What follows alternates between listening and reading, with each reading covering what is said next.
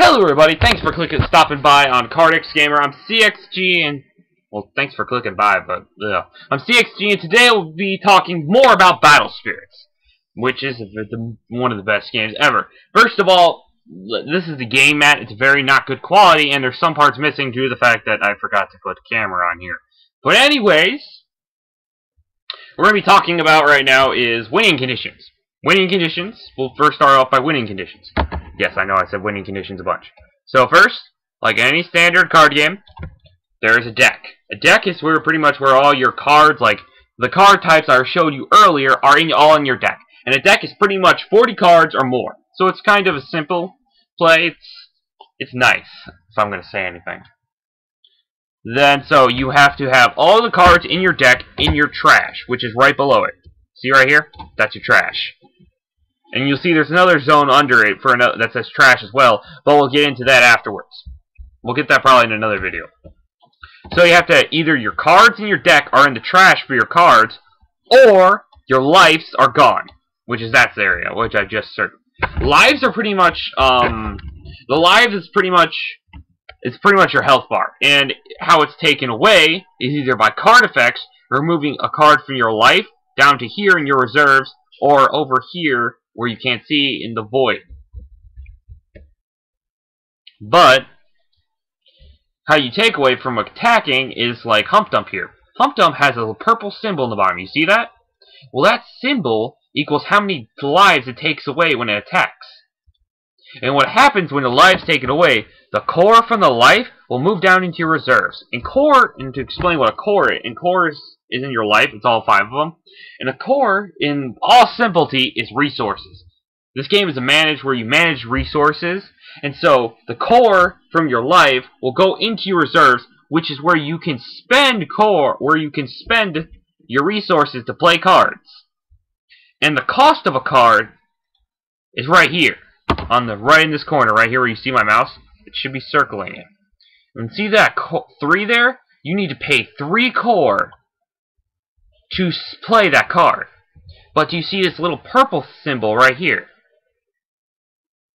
And there's only one of them, so you can only use this thing once based on it.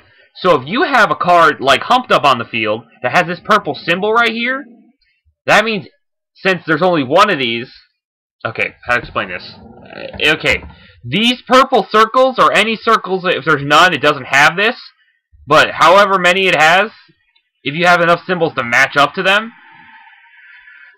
it's a reduction cost. So since this only has one, no matter how many purple cards you have on the field, it only gets 1 point reducted. So if you have another Hump Dump on the field, the purple symbol matches up with this reduction cost, turning this card from a cost 3 to a cost 2. I know that's kind of confusing, but it's how kind of cards are played. That's generally the rule for it, and that's why there is reserves. And your reserves are pretty much where you can play cards.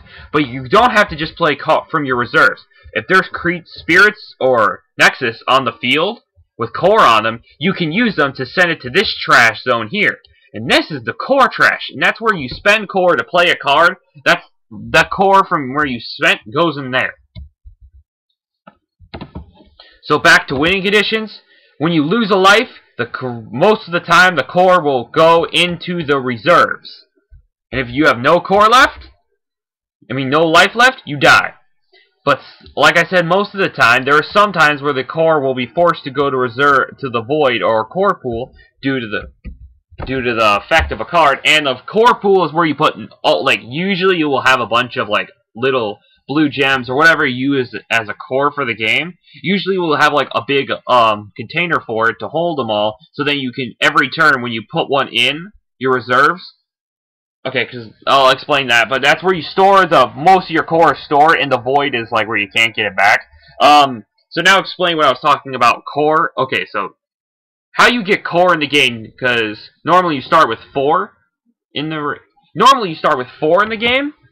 Each person starts out with 4, so that's why going first you have a disadvantage because you have less reserves.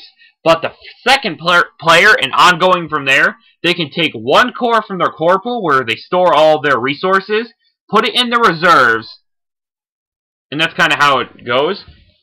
And it kind of just goes from there. But here's the thing. You also, in your turn, which it goes by steps, which I won't go into now. I'm just talking about conditions and certain other things, and just giving basic terms going along. And I know this kind of sounds confusing, but I'll explain better in a battle explanation video. But I don't have anyone to do so at the moment. I think my deck's updated yet. So I gotta update a deck or get a trial one, and we can show you what I'm talking about. Sorry for the green. But, so, you have 4 core, and you would tend to take, if you're the second player, and it's the beginning of your turn, going in the turn order, which I won't explain at this moment, you take a core from your core pool, and then you put it into your resources. Now you have 5. So you have 5 core to use and manipulate the field. So probably the first person, and then it goes to the first person. If they, whatever they do, core spent goes in the trash. You understand what I was talking about. Then it's the first player's turn. So say they have core in their trash. Okay, so during their turn, they also add a core from their core pool to their reserves. But also during their turn, any core they spent the previous turn will then be moved in the step it's required to do so. So they get to use the old resources again. So the core of the trash doesn't stay there permanently. There's a step to put it back into your reserves for you to continuously use them. I think that's the gist of what I can explain at the moment. I don't think there's anything really else to talk about, and I've wasted 6 minutes, so it's not going to be a super long video like the previous one, but this was just kind of to explain certain things that go on. Further description will be talked about in the next video, where I actually talk about the order of the game and how each turn is played. So that'll be a fun experience, and I'll have someone to help me with it. So thank you, everybody. If you liked my video, hit the subscribe button, like button, leave a comment down below. Join the Clicker Army, and email me and tell me what the requirements I met. If you haven't seen the requirements or don't know what I'm talking about, go to my vlog that says the response video to MTG or Mr. Turtle Guy's Declaration of War to understand further details. So that's pretty much it. And if you need further clarification, just comment on this video or the declaration video, and I can do another video just explaining how everything's going to work out. So, and I'll probably have more information by that point. So thank you guys, and I'll see you guys in the next video. I'm CardxG, and I'm signing out. I'll click you later, guys. Bye-bye.